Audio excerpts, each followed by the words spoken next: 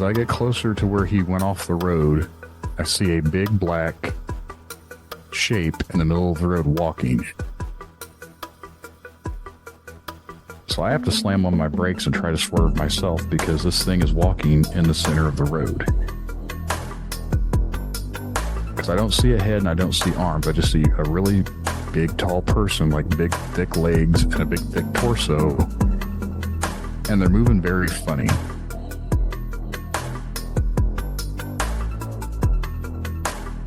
But to be honest, I wish I had have seen some of her vulnerability. I wish I'd have seen her in that space so that I would have language.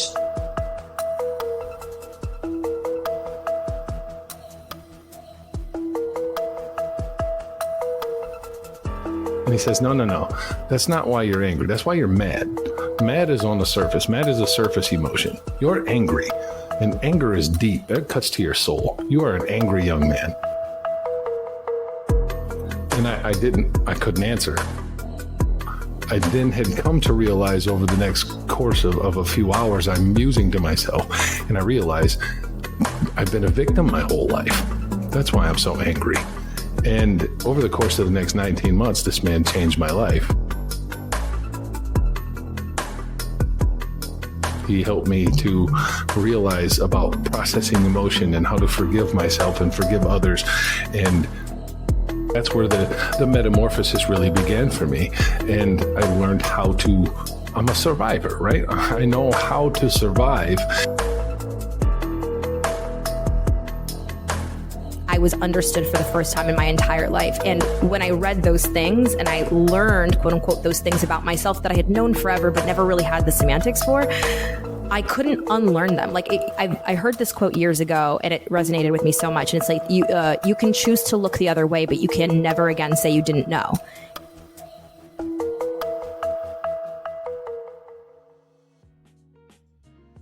All right. Welcome to the Verbal Echo podcast. Tonight I have Tammy Johnston all the way from Canada up in British Columbia. So we're going to have a little fun chat.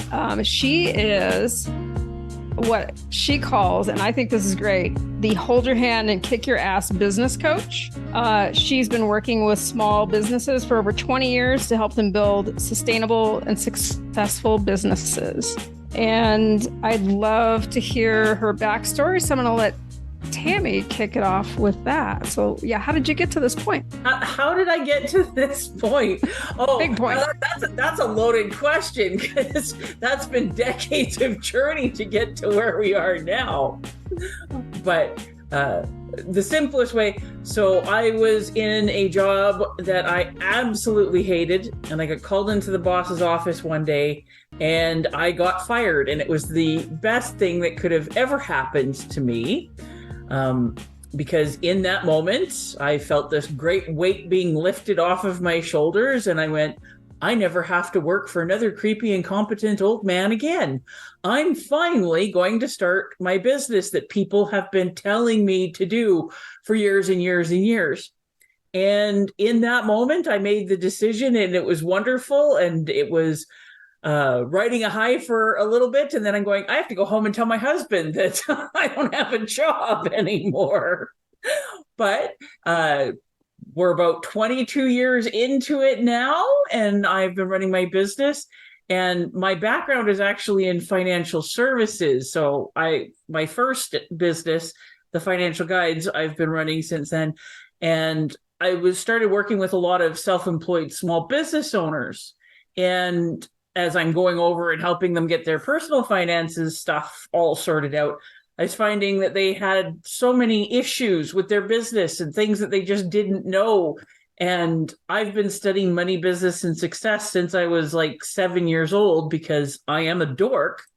And my background was training agents and marketing and fixing any of their problems and helping them with everything. So I started helping them with their business because I had a greedy, motivated self-interest, because if their business is doing well, then they have money for investments and insurance, which is the stuff that actually gets me paid.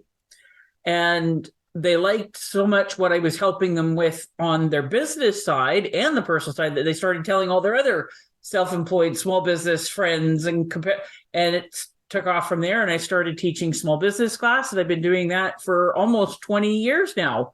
And then in 2019, I split my business into two. So I still have my financial planning company, but I also have KSA, where I focus on teaching new businesses the foundational pieces they need to survive and thrive. So you must be doing something right. One or two things, right?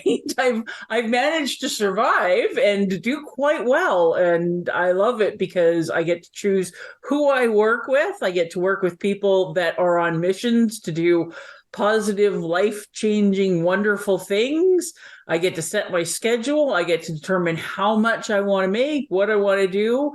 I've been able to raise my daughter all throughout this. So yeah, I got fired, started my business, got pregnant. I don't know why women repeat that process. Took 30 hours of mat leave, and I've been going solid since then. My daughter's in her second year of university. Nice. Isn't it interesting how we hit these roadblocks, like getting fired from a job, and it's really the best thing that can happen? Oh, it is when you can look back on it. Because if he hadn't fired me, I was already interviewing for other jobs, and I would have just gone to another job with a better title, better pay, and would have ended up hating that and being frustrated. And it would have taken me a few more years to finally get pissed off enough on my own to do something about it. Where when he fired me, it was like, I'm done. I do not have to do this anymore. I don't have to do this anymore. And I finally had that kick in the butt to give myself the courage to step out and do what I've been wanting to do for years, but didn't have the confidence, the courage, whatever you want to call it, to be able to do it on my own. Right. So what kind of businesses do you help people with? Is there a specialty, or is it across the board? I call mine, the people that work with me, I call them the 5%ers. There's the ones that are willing to put in the work of learning and doing the stuff. I've worked with everybody from like blue collar trades. Like I've got electricians for clients and plumbers for clients. I've worked with massage therapists and physiotherapists. I've worked with dentists and doctors, retail, restaurants, coaches, salespeople, breweries, like flower shops, chocolate makers, like, and everything in between. Business is business is business. As long as the person that's running the business knows technically what they're doing, the business skills are all transferable. It doesn't matter what the industry is, if it's product, service, any of that. My specialty is the new businesses. Like I like getting them idea stage up to 2 years. Like my favorite to get are what I call the praying for the pink slip crowd, because, okay, you've still got the job. We know you want out. Let's start putting things together so that if you get lucky enough to get that severance package, that you can, okay, now I'm ready to run with it. Because like I said, I started my business because I was fired, and I came in much, much better prepared than most people because of my background, but there was still so much stuff that I had to learn the hard way and suffer through and survive the first 2 years, where I go, if I could go back and talk to me 1 year before that day and go, okay, Tammy, you're going to start your business. Here's the things you need to start putting in place.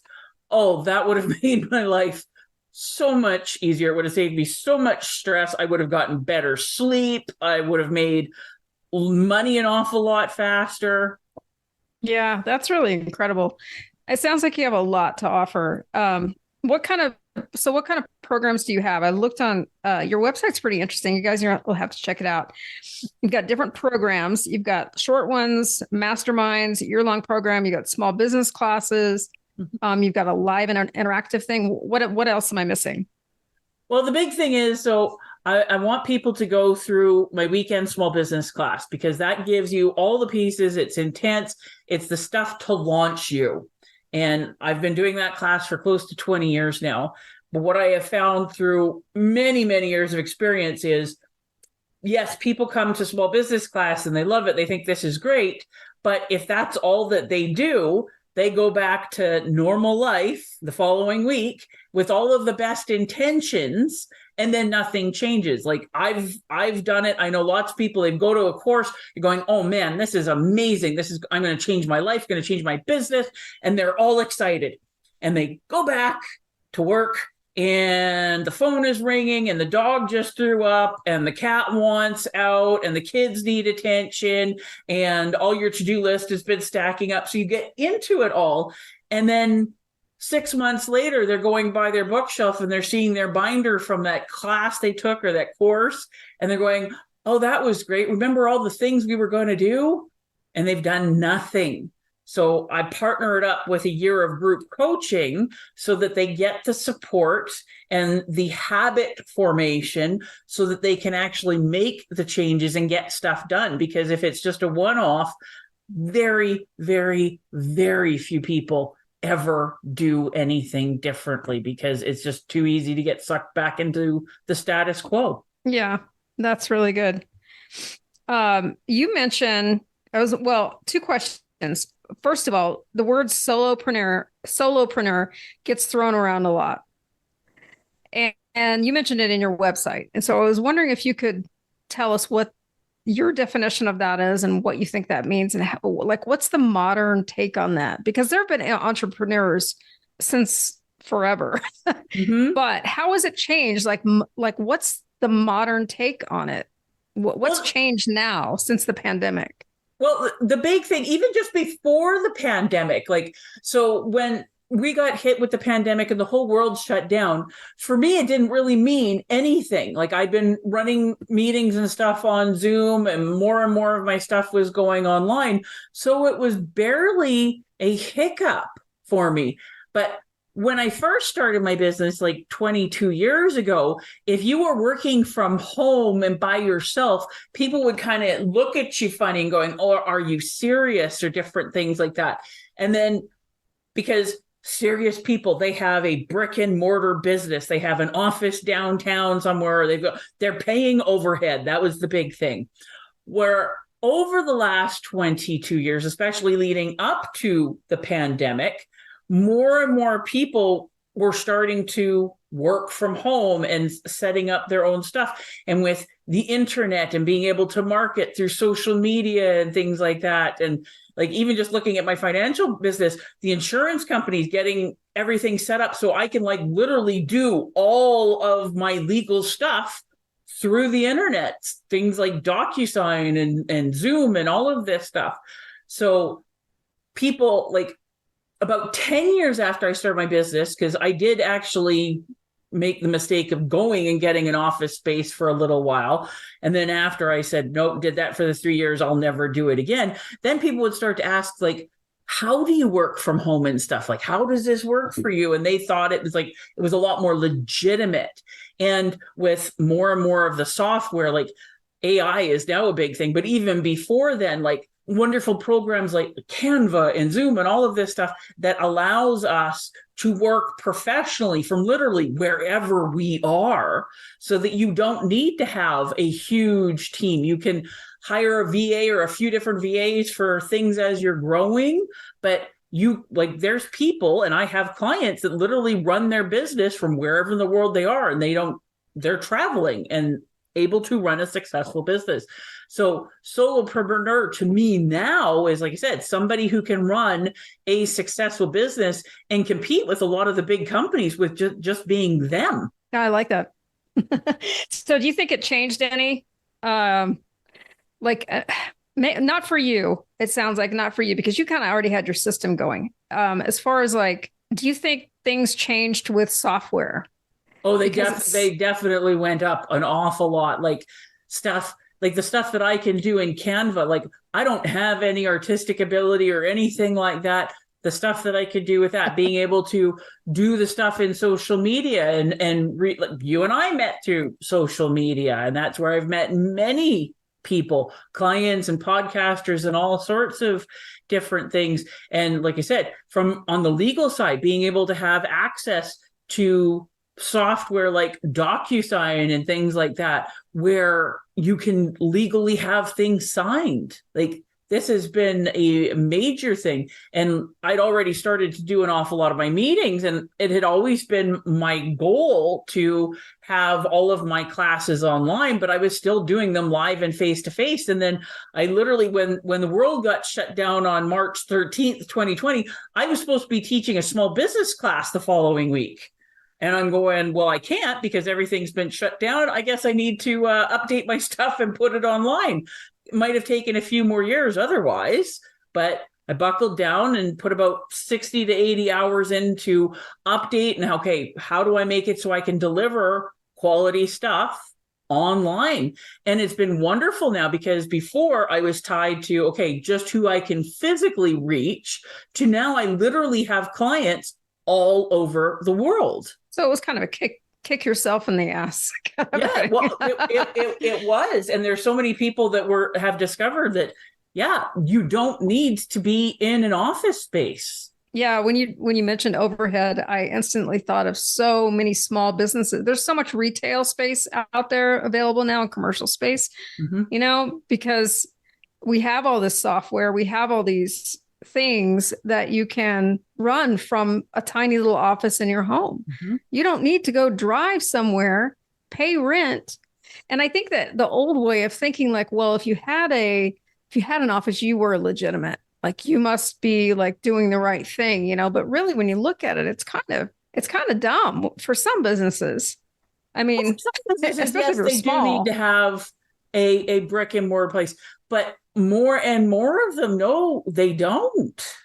Right. And why sign yourself up for all of that overhead, especially like we saw so much change during the pandemic. There's people that were only brick and mortar and stuff. And a lot of them, unfortunately, weren't able to survive because they couldn't do what they were doing because they're really good at the one thing. But if they can't do it, where people that were able to come up with other options and alternatives and expand their product line, or if they're just service, how do we add different things? How do we still keep in contact with our clients and things like that? They were able to survive. But a lot of people like that are used to working in an office, the office is outdated. It is not necessary. It's good to hear that. I like that. If we could all just have a nice little room, what do you teach people to do with distractions at home? What do you wish that people would understand about Is it about habits? Is it about? Well, there's a few things. It kind of depends on what is your household situation like. Because like when I first started my business, like you said, it was just me, and then I got pregnant right away, so I didn't have to worry about. But then I had my daughter, and then I'm going, okay, I have to work around having a newborn baby, and I was the food source. Like, she wouldn't even take a bottle; she'd projectile vomit for you if you tried to give her anything except directly right from the source. And so I remember when my business partner, because I did have a business partner right at the beginning, and I'd take her back in a heartbeat, still love her to pieces, but she's gone off to go do her own business stuff. So I help her with that. But we would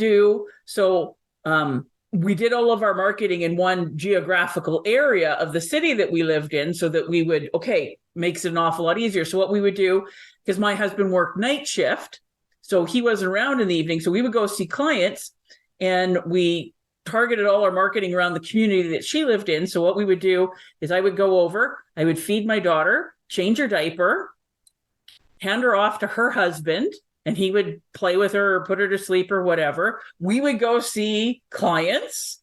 We'd finish up. We'd have about an hour and a half. Then we'd go back to her place. I'd have to feed my daughter again, change diaper, pass her back to Caleb, go back to see our second set of clients for the evening, then come back. I'd feed her, bring her home, put her to bed, do all of this stuff. And then during the day, when I'm having to do things, I had to learn how to work in between feedings and nap time and stuff. And then as she got older, I have to, but now, like, I could probably leave for a week. And as long as there was food in the house, my daughter wouldn't even notice we were gone. Okay. So how I have to do things now is very, very differently. So like I would do things when my daughter was little, and I'm going, okay, I have to focus. I have to get this stuff done, or mommy's meeting with clients. I say, okay, you pick a Disney movie because I've got all of them. If you can quietly play with your books and watch your Disney movie or whatever, when mom's done, we'll go out and we'll go to playground or do something like that. So as long as I kept my end of the bargain, she was always really good. And I would find different things.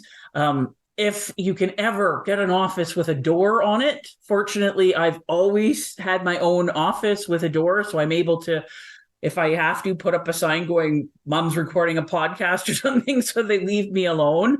Or, okay, I'll be done at this time. If the house isn't on fire, leave mom alone. And there's all sorts of different ways of doing it for dealing with outside distractions like kids and husbands and all of this stuff. One of the things I have to worry about now is I have a big cat that loves to come in and help. And he always has a gift for lying right down on my papers, or, okay, how can I make sure that I'm walking in front of your monitor constantly? So, okay, do I need to lock him out? But one of the biggest things that people have the problem with is they are easily distracted because they don't know what they should be working on. So they're going, okay, well, they're like suffering from shiny object syndrome or major cases of procrastinitis.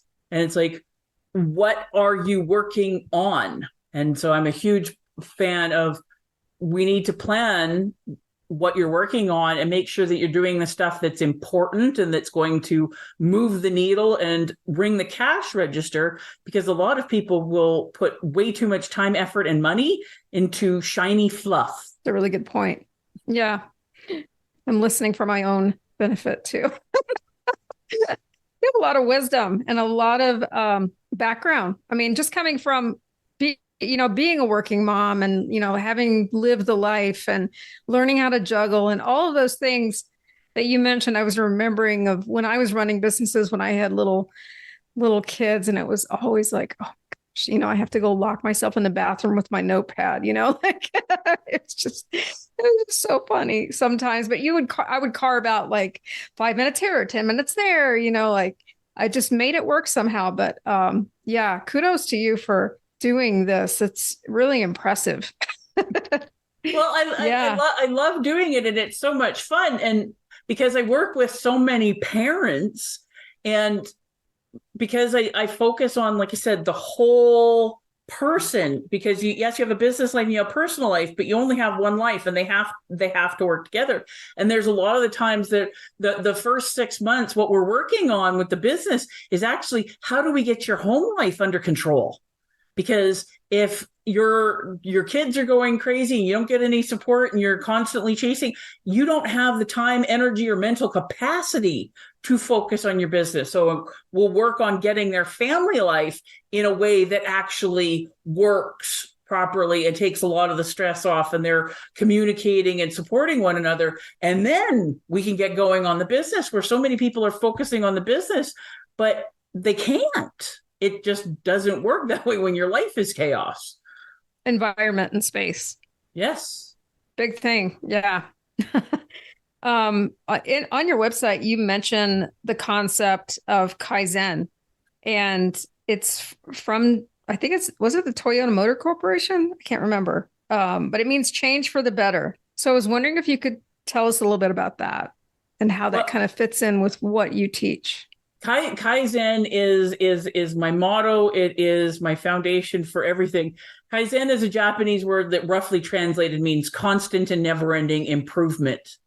And one of the biggest problems people make is they're always looking for the magic pill. If I do this one thing, everything's going to magically get better. I take this one course, everything's going to magically get better. If I take this pill or I drink this tea and I'm going to lose 100 pounds in the next week and there's going to be no problem.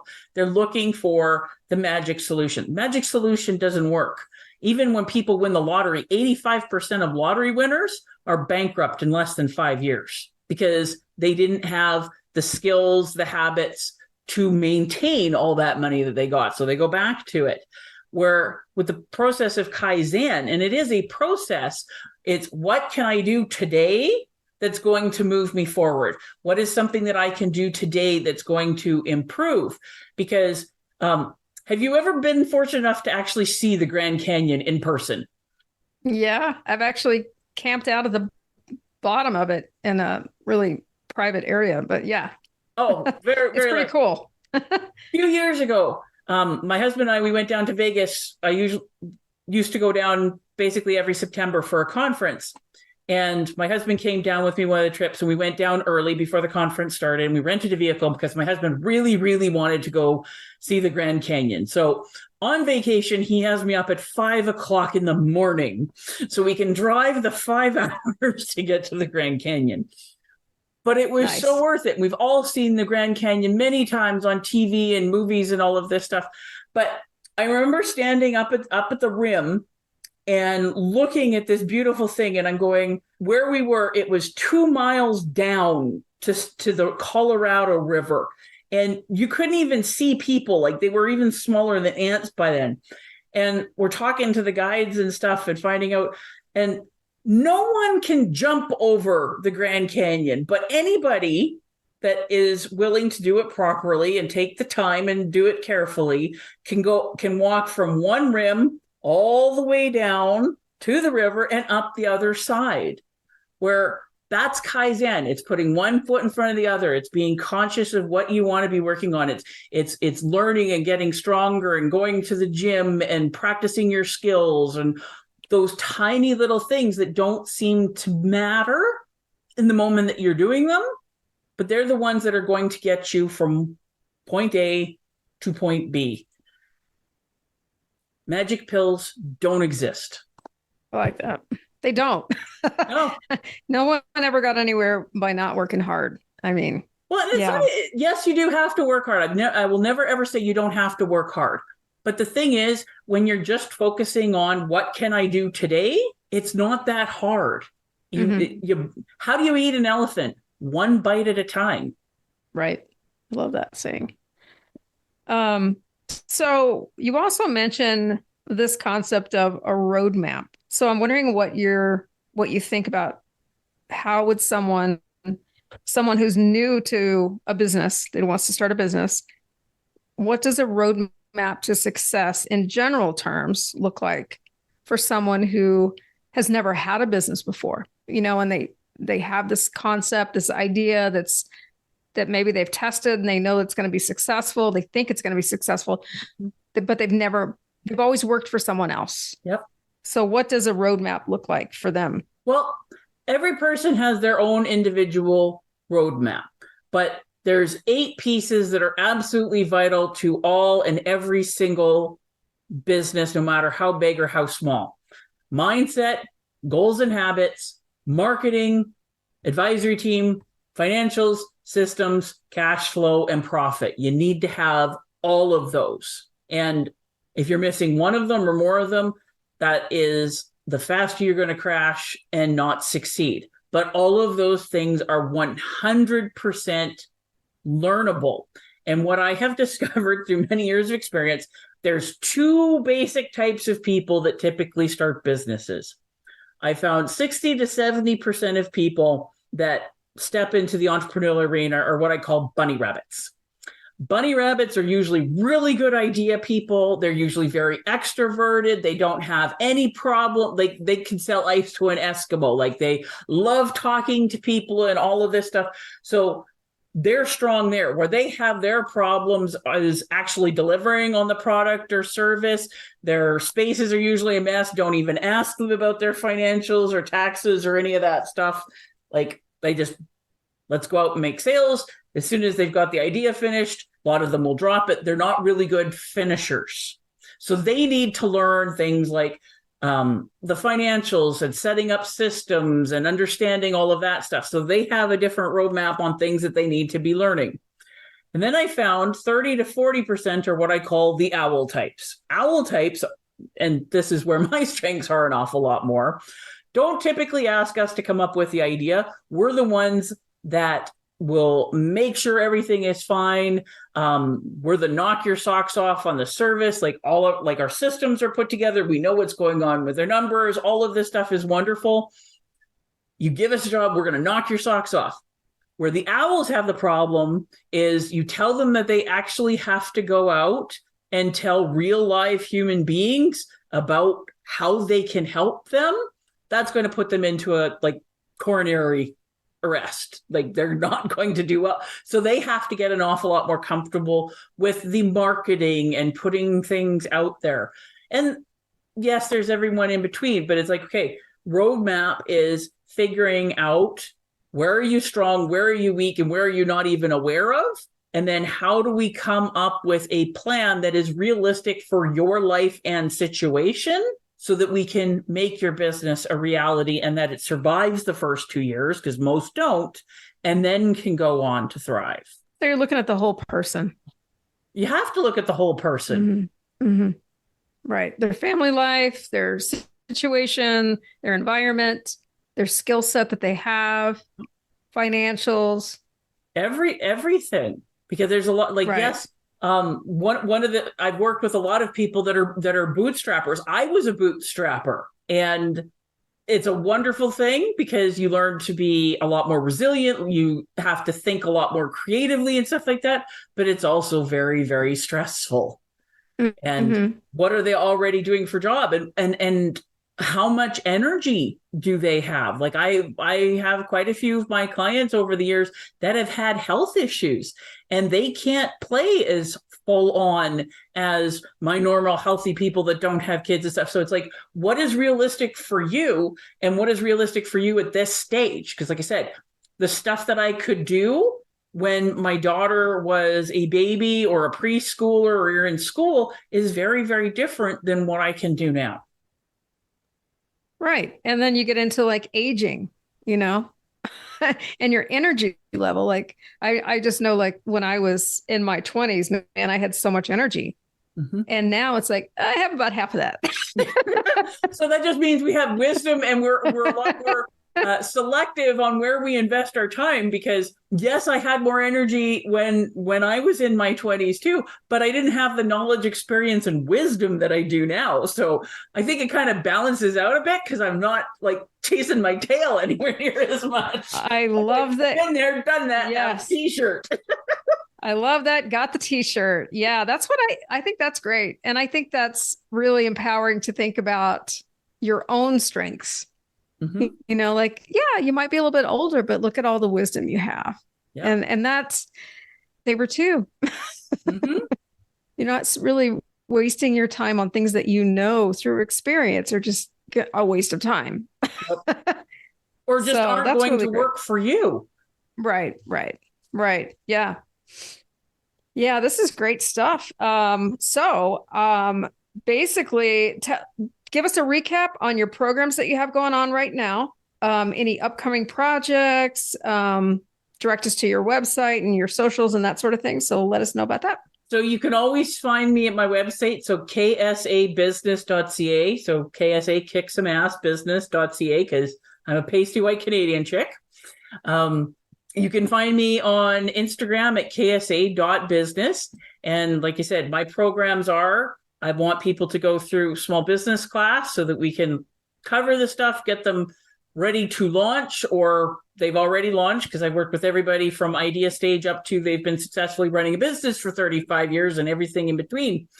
And then we followed up with a year of group coaching to keep you on task and on track. And you can also purchase one-on-one coaching with me to go along with that, so that if people are really serious about getting things going faster and smoother, we throw that in as well. That's awesome. Do you have any freebies? Any downloads or anything? Yes, you can get my Solopreneur self-assessment, which is just a little quiz that you can take. Takes a few minutes to figure out where you are in your journey. So where are you strong? What skills do you already come in with? What skills do you need to strengthen? And what skills do you have that you didn't even know you needed? That's awesome. You can get that at ksabusiness.ca/gift. Love it. Kick some ass. I love that. I love your spunk. I know you can't see this, but you have so much energy. It's wow. I can see where you get it. So if anyone's interested in checking her out, please jump on over to her website. I want to thank Tammy for coming on. This conversation's really been enlightening, and I want to thank you for your time, and I really enjoyed this. Well, thank you for having me. It was a great conversation. Thanks. Hey, thanks for listening today to another great episode. I sure enjoy hearing about these experiences, and I hope you do also. Be sure and like or follow this show by leaving a 5-star review on Apple, Spotify, or wherever you listen. If you have an experience or story you'd like to share, be sure and reach out to verbalecho@gmail.com. See you in the next episode, friends. Have a great week.